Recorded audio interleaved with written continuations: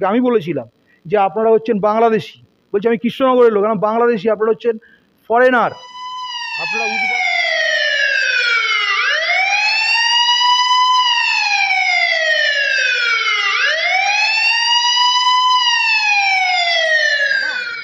ভাড়া তো আমাদের আধার কার্ড দিয়েছে, তারপরেই আমরা দিয়েছি। দুর্গাপুজোর চাঁদা তো 100 টাকা হয় না, দুর্গাপুজোর চাঁদা মিনিমাম 300-400।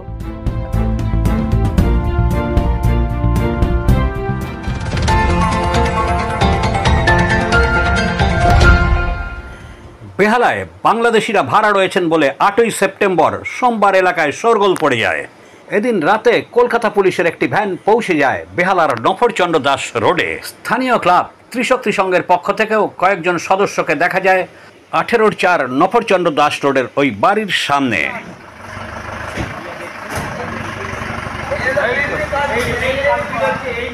থানার অফিসারেরা ওই বাড়িতে গিয়ে বাড়ির একজনকে জিজ্ঞাসাবাদের জন্য আটক করে নিয়ে যায়। তবে তারা সত্যি বাংলাদেশি কিনা কিংবা অন্য কোনো কেসের আসামি কিনা সেটা অবশ্য এখনো জানা যায়নি। এ ব্যাপারে ক্লাব সদস্যরা জানান, এই ঘটনার আগের দিন দুর্গাপূজার চাঁদা চাওয়া নিয়ে ওই অভিযুক্তদের সঙ্গে তাদের নাকি বাদানুবাদও হয়। পাশাপাশি তারা নাকি ক্লাব সদস্যদের হুমকিও দেয়। ক্লাবের এক সদস্য সুরজিৎ রায় জানান, দেখুন একটা কথা বলি, আমি এই পাড়ারই বাসিন্দা, প্লাস বলতে পারেন আমি এই গলিরই বাসিন্দা। এই যে বাড়িটা দেখছেন, ঠিকই বলেছেন, আজকে এত রাত্রিবেলা বেহালা থানা এবং কড়েয়া থানা এসেছিল। প্রথমে আপনাকে ব্যাপারটা খুলে বলি, প্রথমে আমার বাড়িতে এসে বেহালা থানা পুলিশ অফিসার আমাকে বেল টেপে আমি নিচে নামি, বললো বেহালা থানা থেকে আসছি।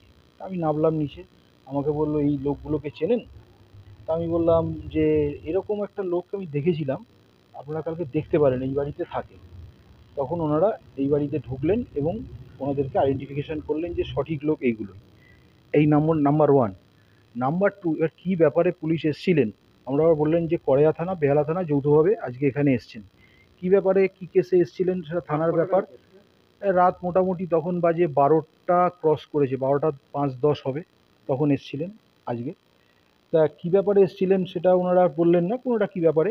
কিন্তু কালকে এই ভদ্রলোক দুটোর সঙ্গে, এই বাড়ির যে দুজন ভদ্রলোক ছিলেন, আমরা কালকে যখন চাঁদা নিতে আসলাম এইখানে, তখন আমরা যে বাড়ির যারা থাকেন, বাড়িওয়ালা, বাড়ি যে মেনটেন করেন, বাড়িওয়ালা বলবো না, যারা মেনটেন করেন, দুজন ভদ্রমহিলা আমাদেরকে চাঁদা দেওয়ার পরে আমি বললাম বাড়িতে ঢুকবো আমরা, আমাদেরকে গেটটা খুলে দিন, ভাড়াটির কাছ থেকে চাঁদা নেবো দুর্গাপুজো। ওনারা বললেন না, ওরকম কোনো চাঁদা নেওয়ার ব্যাপার নেই, যা লাগবে আমরা দেবো। কেন? আমরা কথা বলবো, প্রত্যেক বাড়িতে আমরা চাঁদা নিই, লোকের সাথে কথা বলি, আমরা নেবো, ওনারা যা দিতে পারেন তাই দেবেন, আপনারা কথা বলবেন কেন? আমরা বিল কাটবো, আমরা নেবো। বললেন না, হবে না। ইন দ্য মিন টাইম দুজন ছেলে এখান থেকে গেটে ঢুকতে গেল। বললাম আপনারা কি এই বাড়িতে থাকেন? বললো হ্যাঁ। নতুন এসছেন? হ্যাঁ। তাহলে আমাদের চাঁদাটা দেবেন। আমরা ওনাদেরকে বললাম আমাদেরকে 400 টাকা চাঁদা দেবেন, বলে বিলটা কাটবো। কাটাও হয়নি, বিলটা কাটবো। ইন দ্য মিন টাইম বললে কী হলো, 400 টাকা চাঁদা, কী ব্যাপার, কেন দেবো? আমরা 50 থেকে 100 টাকা চাঁদা দেবো, নিতে হলে নিন, নাহলে চলে যান, এসব কোনো ব্যাপার নেই, বেশি কথা বলবেন বেহালা থানাকে ডাকবো এক্ষুনি। তো মানে আমরা কী করলাম আপনাদের কাছে? বেহালা থানাকে, থানা পুলিশ কেন আসছে? আপনাদেরকে ভদ্রভাবে বললাম আপনারা চাঁদা দেবেন, এখানে আবার থানা পুলিশ কোথা থেকে আসছে? না, আপনারা জোর জুলুম করছেন, এই করছেন, বাটি নিয়ে হাঁটুন না, এই করুন না, বলে আমাদেরকে উল্টো পাল্টা বলে বেশি কথা বলবেন তো মেশিন বার করে দেবো, বেশি কথা বলবেন মেশিন বার করে দেবো, থানা আমাদের হাতের মুঠোয়, কেউ কিছু করতে পারবেন না। কারণ তাদের এইভাবে কথা বলছেন কেন? আপনাদের সাথে ভদ্রভাবে কথা বলছি। এইখানে বাড়িওয়ালা যারা, বাড়িওয়ালা বলবো না, বারবার ভুল হয়ে যাচ্ছে, যারা মেনটেন করেন বাড়ি, দুজন মহিলা বললেন যা দিচ্ছেন নিয়ে নিন। তাদের নাম বলতে পারবো না, তাদের আর থাকে এখানে দখল করে রয়েছে, তাদের কি বলবো, না না কি বলতে পারবো না, তারা থাকে দখল করে রয়েছে, বলে নিতে হলে নিন, না হলে চলে যান। নিতে হলে নিন মানে আমরা কি ভিক্ষে চাইছি না? ভিক্ষেই তো চাইছেন, বাটি নিন না। এখানে রাস্তার মধ্যে এখানে এতগুলো বাড়ি আছে, সবাই শুনেছে আমাদেরকে সিন ক্রিয়েট করেছে, এবং আমরা চলে যাচ্ছি ওইখানে অবধি গেছে, বাঁশ নিয়ে তাড়া করেছে আমাদেরকে মারে বলে। আমরা কিন্তু 8-10 জন ছিলাম, মেরে এখানে ফাটিয়ে দিতে পারতাম। আমরা কিন্তু কিচ্ছু ক্লাবের সম্মানার্থে আমরা কোনো কথা বলিনি। কেন? আমাদেরকে বড়বাবু মিটিংয়ের সময় বলে দিয়েছে আপনারা চাঁদা তুলবেন, কেউ কিছু বলবে আপনাদেরকে, আমাদেরকে বলবেন, আমরা সেইটা সমস্যার সমাধান করব। আপনারা কারোর সাথে কোনো রকম কোনো কথা বলবেন না। আমরা সেইভাবে কালকে ওখান থেকে বেরিয়ে গেছি। আজকে হঠাৎ এই কালকে আমি ওনাদেরকে এই কথা বলেছিলাম, ওই লোক দুটোকে আমি বলেছিলাম যে আপনারা হচ্ছেন বাংলাদেশি। বলছি আমি কৃষ্ণনগরের লোক, আমি বাংলাদেশি, আপনারা হচ্ছেন ফরেনার, আপনারা উদ্বাস্তু, আপনারা ক্রিমিনাল।